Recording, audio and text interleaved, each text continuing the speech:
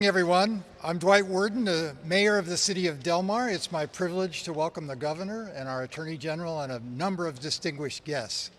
Del Mar is a small town. We're only 4,000 people, but we welcome 2 to 3 million visitors a year. And we're a very civically committed city to security and safety for our community, and including to common sense gun control and management. We are very excited to have the governor here to present a new legislative proposal to move the ball forward, and we look forward to working with his office. And Del Mar has a strong history. We've been involved in gun control sensible regulations for years and worked with the representatives who are here and their offices at the federal, state, and local level, and we look forward to continuing that. So now it is my pleasure to introduce Supervisor Tara Lawson-Remer, the 3rd District Supervisor for the County of San Diego. Tara?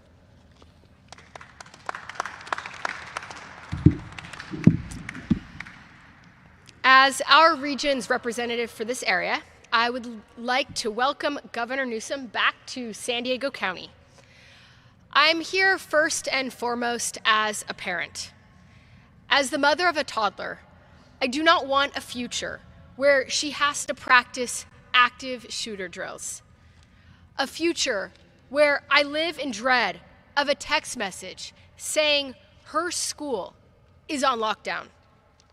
So I would like to thank our statewide officials for making gun safety and gun accountability a top priority in California. I'm proud that we're making this announcement here in San Diego County because our county is leading the fight against gun violence, including ghost guns. San Diego County's new ghost gun laws will save lives. They target the manufacturers of these untraceable weapons, helping to make sure they do not fall into the wrong hands.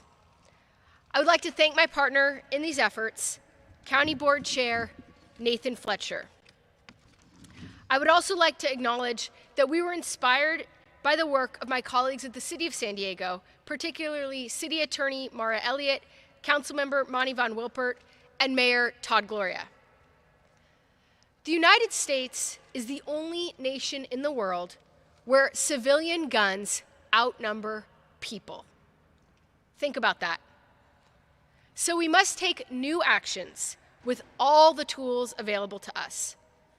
Tools like consumer protection laws, which on Tuesday helped Sandy Hook families win a $73 million settlement against gun manufacturer Remington.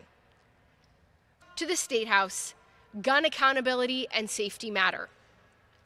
So I'd like to thank Governor Newsom, Attorney General Bonta, and the state legislature for their leadership and for giving us more tools to keep our families safe and fight gun violence. Thank you. And with that, I'd like to introduce my colleague, Assemblymember Chris Ward. Great. Well, thank you, Supervisor. Thank you, Mayor, for welcoming us here to the Del Mar Fairgrounds. I want to thank our community advocates as well, who keep the messaging going regularly and make sure that they're lifting us up for the work that we're doing. My name is Chris Ward. I'm the State Assembly member for the 78th District here in San Diego, and I'd like to welcome my colleagues, Attorney General Bonta and Governor Newsom as well, for this important announcement here today. Nearly 40,000 lives are lost across this country because of gun violence each year. More than 100 people shot and killed in the United States every single day.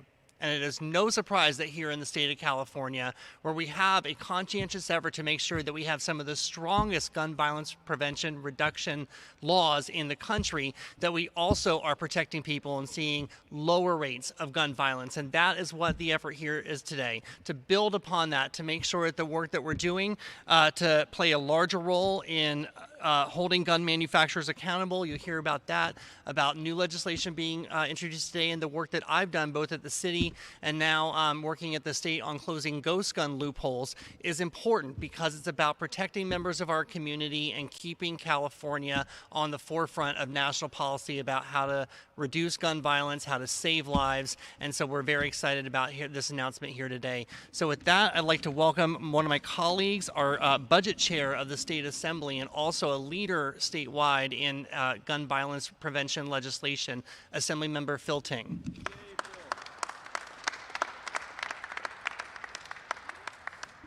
Thanks so much, Chris. It's really an honor to be here. With great power comes great responsibility. It's a time to hold the gun industry accountable for the carnage and the fear in our streets, in our communities. That's why I'm so honored to be joining with my colleague, Assemblymember Ward, Assemblymember Gibson, Attorney General Bonta, in introducing AB 1594, the Gun Industry Responsibility Act. And in partnership with the Brady campaign as well, really appreciate all the support. And the Gun Industry Responsibility Act is very simple.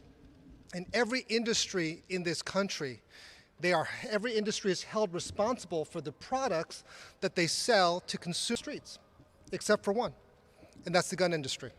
But here in our state, what we hope to do is make that industry accountable for the guns that they put on our streets every single day, and that they are responsible for the actions that people take with those weapons.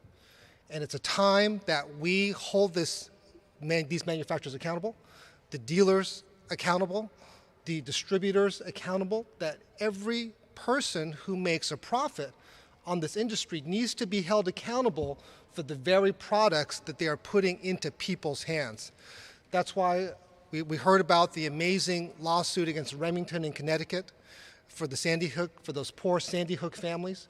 And we hope that we can use this law to help replicate and get more justice for families of gun violence here in California.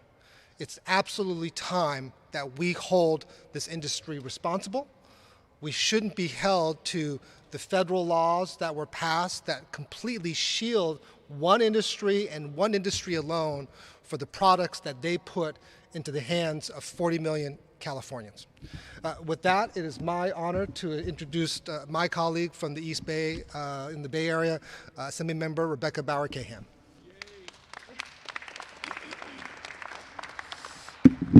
Thank you all. I'm Rebecca Bauer-Cahan. I'm the Assembly member from the 16th Assembly District, and I'm also a mom of 3 young kids. And I want what every mom wants. I want my kids to be healthy and happy, safe and alive. Gun violence is the 3rd leading cause of death for our kids and our teens.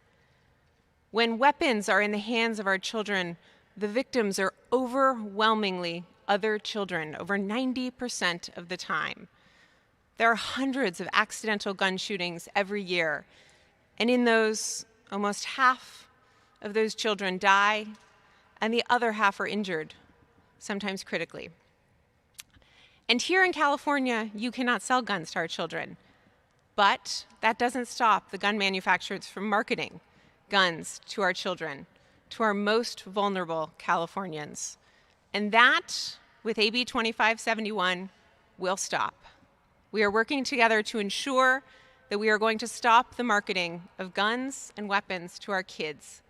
Weapons are advertised to our kids across all platforms, through video games and cartoons, books, on social media. And we need to make sure that our kids get to be kids, and they get to be safe, and most importantly, alive. And with that, I want to thank our governor for his incredible partnership in ending gun violence here in California. I want to thank my colleagues for their leadership in this space. And most importantly, I want to thank these incredible advocates who fight every day for gun safety, for bringing this issue to the forefront, for making sure that leaders like the ones you see here today are doing what is in with our power to protect our kids, to protect our communities, and to end gun violence. And with that, I want to introduce our colleague from the Senate, a wonderful leader in this space, Senator Hertzberg.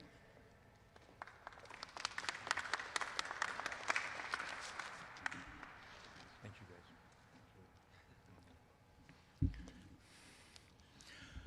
My name is Bob Hertzberg. I represent Los Angeles and have done so on and off for a lot of decades. And this has been an issue that we have worked on over the years, back in the 90s, and continue to fight the fight for the reasons that were expressed by the eloquent members of the legislature served in local government before me.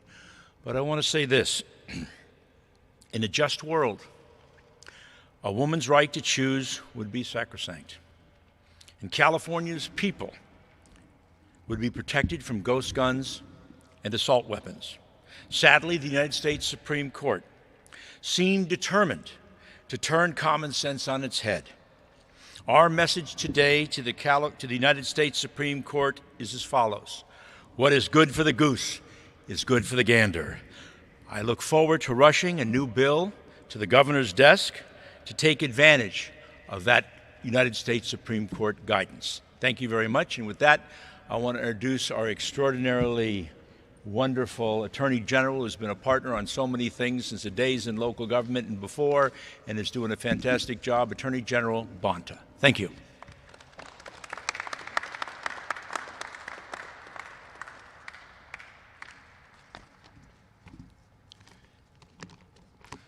Well, good morning, everyone. Rob Bonta, California Attorney General, and let me at the outset just say how honored and proud and thankful I am to be with these incredible advocates, champions for saving lives, for gun safety, for addressing the gun violence epidemic that is in our neighborhoods and communities and on our streets throughout this country, and really appreciate this incredible team of legislators who have been doing this work day in and day out, year after year.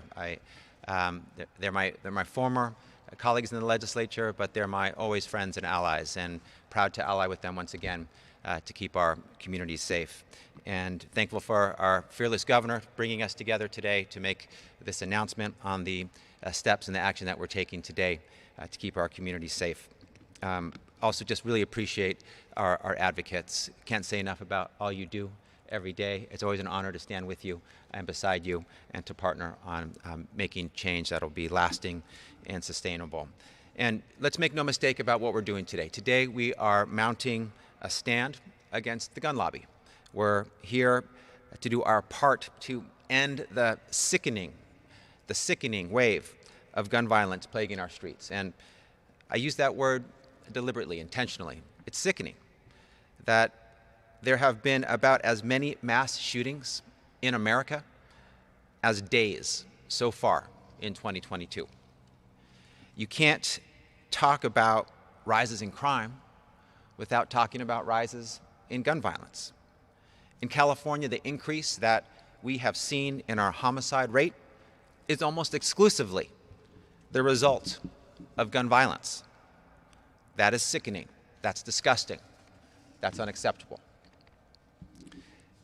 Let's talk about what we're talking about here. We're talking about toddlers gunned down in their homes. We're talking about mothers and sisters, brothers and fathers shot in our neighborhoods and in our communities. They're not coming back. It needs to end.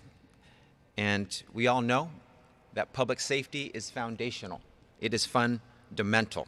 Everyone, wherever you live, whatever your neighborhood, your community, you deserve to be safe.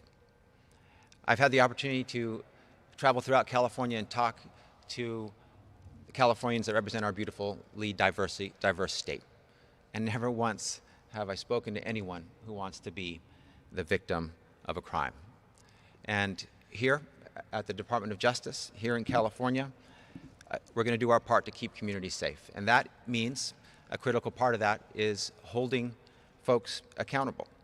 When you endanger someone or harm another, you need to be held to account. And for too long, the NRA and its loose web of affiliates have worked to pass laws seeking to shield the gun industry, industry-specific carve-outs, to shield them from liability for the death and for the destruction their products cause.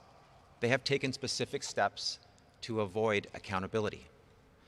In 2005, the NRA successfully lobbied for a federal law signed by George W. Bush that granted gun manufacturers and distributors a special industry exemption, an exemption from liability for the injuries their firearms cause based on their irresponsible behavior.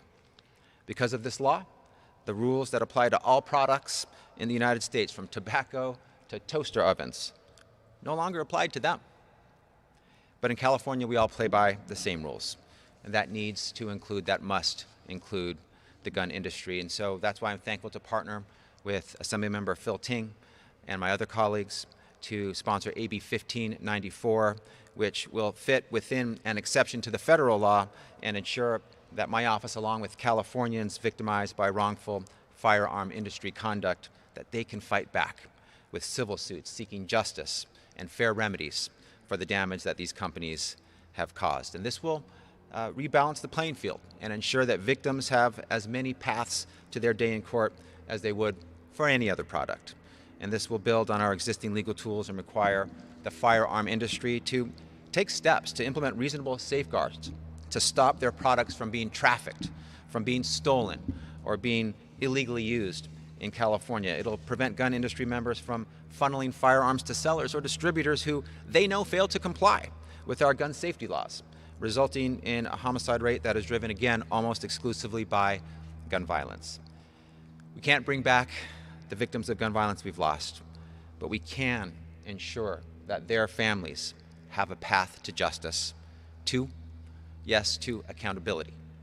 And that's exactly what this bill does. And I'm proud to stand here today with our governor and members of our legislature to get this done.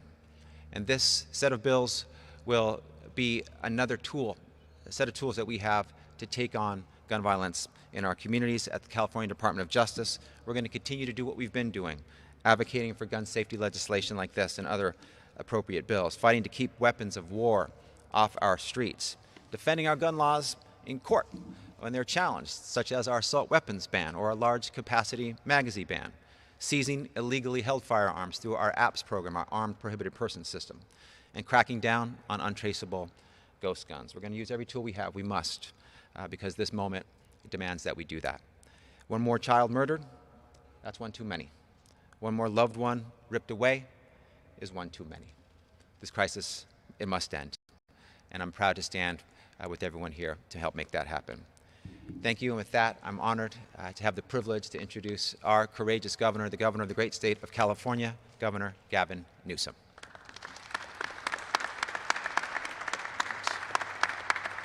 Thank you, Mr. Attorney General. Thank you to all the elected officials. Madam Mayor, Mr. Mayor, thank you. Madam Supervisor, thank you for your leadership, your stewardship. Thank you for inviting us here. To all of the members of the Assembly and the Senate, I'm grateful for your ongoing leadership. To the remarkable advocacy organizations, Brady and Moms Demanding Action, we're grateful to all of you. So many of the ideas and principles that we're advancing here today came from you and your advocacy, and you create the conditions that allow us to be able to do our job, to continue to move the needle, and to advance the national conversation on gun safety. California takes that role and responsibility seriously. And I want to make that point by reinforcing it. The modern American gun safety movement started in the state of California. It was a Republican governor by the name of Ronald Reagan that led that effort.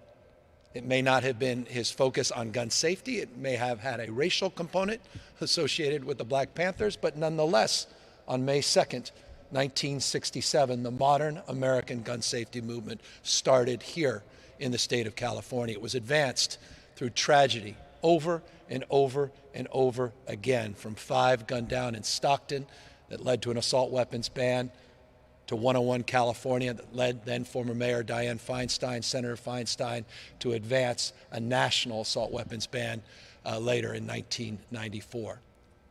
California continues to lead. And the evidence and data is in. Gun safety saves lives. It's not something we assert, something we could prove over and over and over again. You look at the data, gun-related deaths in the state of California, as we advanced and initiated these gun safety laws, reduced death in this state. That's not even in dispute. What is in dispute is our incapacity in this country to grow up, to wake up, and to reconcile the absurdity and the extremism that has dominated this country as it relates to guns. I have, this is personal, no issue with guns or gun owners. None. I have serious issues with gun violence. I have serious issues with a company that thinks it's okay to market a JR Junior 15 modeled after a weapon of war, an AR-15, that took the lives of 20 precious first graders and 6 adults at Sandy Hook, and to promote it with a skull and bone and a pacifier. How the hell do they think that's okay? Selling stickers and t-shirts and hats, marketing not a toy gun, but a Junior 15 to start them early. And these guys are still out there defending it. That's how extreme things are. And by the way, I'm not naive. They're going to take this video and they're going to say we're just victims. Well, we're all victims of their greed, of their avarice, of their extremism. And that's what we're standing up against. But you know what makes this day a little bit different, and the reason I'm a little bit more optimistic is we're going to start playing by their rules now and not continue to be on the defense. What Senator Hertzberg said was incredibly important. The Supreme Court of the United States opened up a door wide open. We're using their rules, those that they seemingly support, coming out of the extreme anti-abortion legislation that came out of Texas. And we're going to allow all of you to enforce the rules and regulations and laws of the state of California, and I think that's a good thing. If Texas can use a law to ban a woman's right to choose and to put her health at risk, we will use that same law to save lives and improve the health and safety of the people in the state of California, allowing you to enforce the illegal sales and manufacturing of weapons of war and assault rifles and ghost guns in the state of California. And by the way, there is no principled way the U.S. Supreme Court cannot uphold this California law. None. Period, full stop. It is quite literally modeled after the law they just upheld in Texas. So I'm really grateful to Senator Hertzberg for having the courage to take this and to take them, the gun lobby, on in this respect. I'm incredibly grateful to the leadership, the Assembly, and the Assembly members that are assembled here today to address the PLCA issues and the issues of immunity. The issues were brought to the fore this week with that $73 million Remington settlement, to reconcile this remarkable and absurd, completely wholly owned, NRA-backed, bought and paid for legislation to provide immunity to the gun manufacturers only, and to challenge that here in the state of California. I mean, it has gotten so ridiculous, so extreme, so absurd, and California is now going to start playing on their terms. I'm sick of being on the defense on this stuff. So we have 4 great pieces of legislation here today, getting tough on ghost guns, requiring background checks, dealing with serial numbers. The ghost gun issue is a crisis in this state and country. You all know that. In fact, I woke up this morning, one of the San Diego news stations, doing a whole series on it. I don't need to tell you about it. And I appreciate that. But we need to continue to do more. You got judges like this Judge Benitez, who's just a stone-cold ideologue, writing NRA-backed press releases, throwing out all these gun laws in the state of California. And I say that as a son of a judge, so I don't say that lightly. I have deep respect for the bench and the branch. But his opinions equating an AR-15, a weapon of war that took 20 lives in Sandy Hook and are one of the most common denominators of all these mass shootings, to a Swiss Army knife, he's not a serious person. That's what we're up against. And I'll tell you what, it's worse than that. And one federal judge out here, whose opinions are already written, how about the U.S. Supreme Court and what they're about to do? Yesterday we announced a plan to move from a pandemic mindset to an endemic mindset as it relates to COVID-19 and deal with this health crisis moving forward? Have we gotten out of it the last 2 years? You want to talk about a health crisis? How about the one that's going to be created by the U.S. Supreme Court as it relates to Roe v. Wade being overturned? How about the one that's going to be created by the same U.S. Supreme Court as it relates to overturning many of the nation's gun laws that will happen in just a matter of months in this country if passed as prologue? This is a serious moment. The public health and safety of millions and millions of Americans are at risk, and so California has to do more. We are tasked yet again to do more and to be better. This is not about attacking law-abiding gun owners.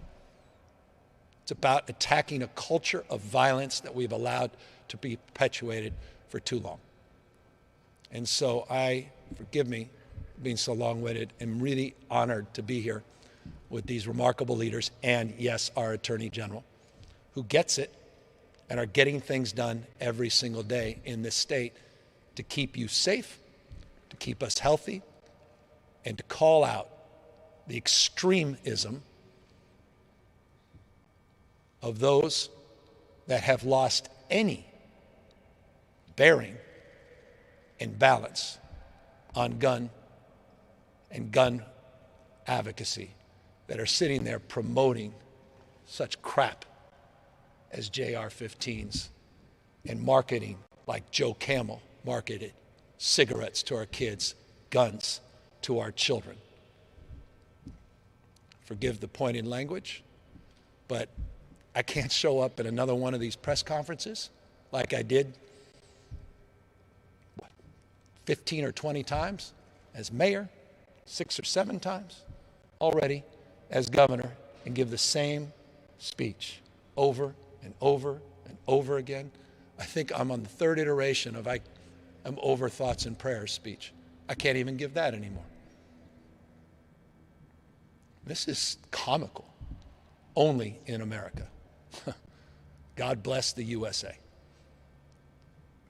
So, I think it was Kennedy who said, God's work is truly our own. So it's in that spirit that we are not just praying, we're moving our feet today. And we're moving these legislative efforts forward, and I'm looking forward to signing them very, very shortly. With that, we're happy to take any questions.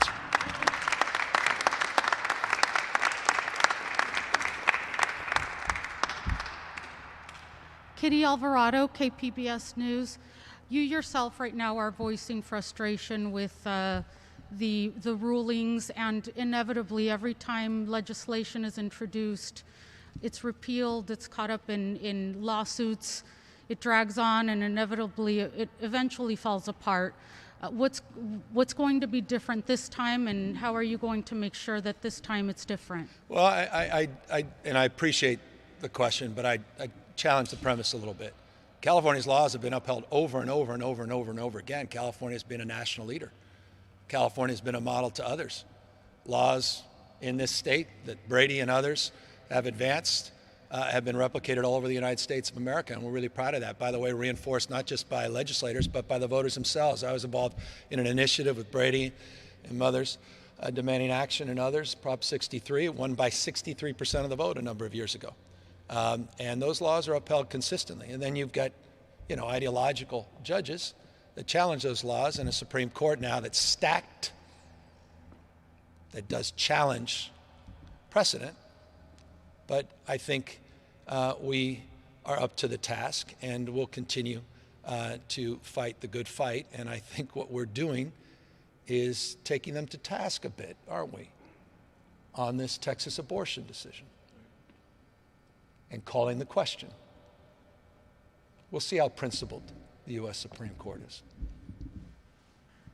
Hi, Governor. Nate Holmes with ABC 10 News here in San Diego. Just wanted to touch on a piece of legislation that wasn't touched on this morning, but a new bill was introduced earlier this month that would ban the sale of firearms and ammunition on state property, and that would include the fairgrounds and ultimately here at the Del Mar Fairgrounds, where it's home of many popular gun shows. Just wanted to know your stance on that and kind of where we stand. Well, my stance is well defined. I think I'm on the receiving end of that lawsuit, but I have one better. I have my attorney here, the Attorney General of the state of California. He may want to opine.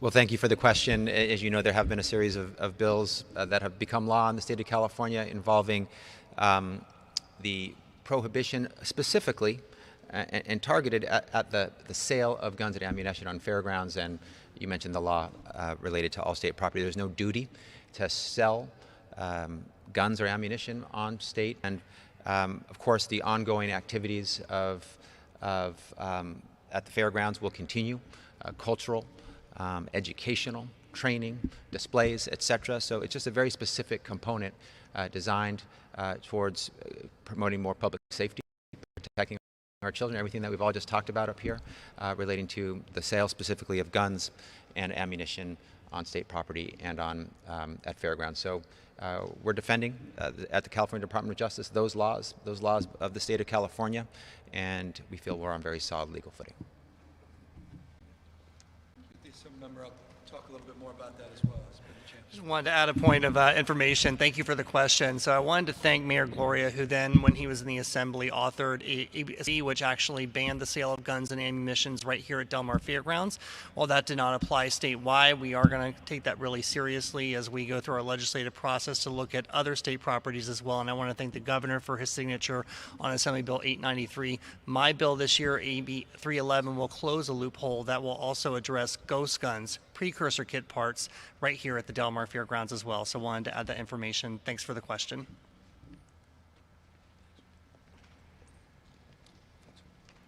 Hey, Governor, Jason Sloss with KSWB. What would you say to many Californians in response to community safety and gun violence? Many Californians would say part of the problem is the early release of tens of thousands of inmates, and that's part of the gun violence problem here in this state. Well, if there was substantive evidence to back that up, a lot of assertion in that space. It's interesting. I was looking at the national statistics where homicide rates had increased the fastest and the highest in the country. It's interesting. 4 out of 5 were deep red states. Montana among those leading in terms of increases in homicides. It's comparing just Texas, big red state. They may not have had those same early releases. They actually had higher property and violent crime rates in the state of California. So I'm open argument, interested in evidence, and I would say that we need to back that up. But one thing we have in common is a need and desire to reconcile what's going on, not just here in the state, but in this country as it relates to crime and violence. That's why we put out a close to $400 million crime package a few months ago with the Attorney General and legislative leaders to support district attorneys, investigations, a new CHP task force related to retail theft. You've seen a number of arrests already in this space, including just this week, more arrests, more recovery of goods that have been stolen, more accountability in that space, more transparency, a new unit that's being established in the AG's office in this space. So we take it very, very seriously. It's foundational, and it's critical that we continue to work with local law enforcement, hold perpetrators to account, and no one here is suggesting otherwise. So one of the big principal concerns, though, remains number of ghost guns and guns out on the streets and sidewalks. Ask any police chief in this state, across this country, they would say the same. And that's one component that we're here today to talk about. Those other components, we've had multiple press conferences advancing, and they are currently sitting in front of the legislature, and I look forward to their early action in terms of those efforts. Hi, Governor. This is Julie Watson from the Associated Press. I had a question just about, well, I guess 2 questions really. One is, do you fear that a ballot initiative from the gun industry could happen to overturn this bill? And I'm just wondering about the forgive me for cutting you off. Bring it on. They'll get crushed. Crushed. People in California have no patience for their promotions. It will get crushed. If they do it, they will be crushed. Public has no patience for these purveyors of violence and death. And secondly, can you address, as far as whether this is also about applying pressure to the Supreme Court from authorizing the Texas law. How much does that play a role in this? Well, I thought the decision was absurd. It was outrageous, the Supreme Court decision. But they opened up the door. They've set the tenor, the rules. And either we could be on the defense complaining about it, or we can play by those rules. We're going to play by those rules. And we'll assert ourselves accordingly. And we'll call the question. We'll expose, one, their rank hypocrisy if they overturn this legislative effort while upholding that, or we'll get them to reconsider the absurdity of their previous decision. Either way, I think we will be doing something appropriate and something constructive. Any further comments, though, by any of the legislative leaders? Many that traveled far to come down. Anyone want to close up? Rebecca? I would just add on the question regarding abortion rights, which is obviously a critical issue to me as a legislative leader in the space, the governor, and all of my colleagues, that California is also moving a package of bills to protect every woman's right to choose. We believe that that's critically important. The safety of Californians means a lot of things. It means access to health care and control of our own health care and gun violence prevention, and we will be leading in each one of those spaces this year, and I know that the governor will be an incredible partner on those efforts. With that, thank you again, all of you, for being out here, but no one more important than all of you. Thank you guys very, very much. Thank you.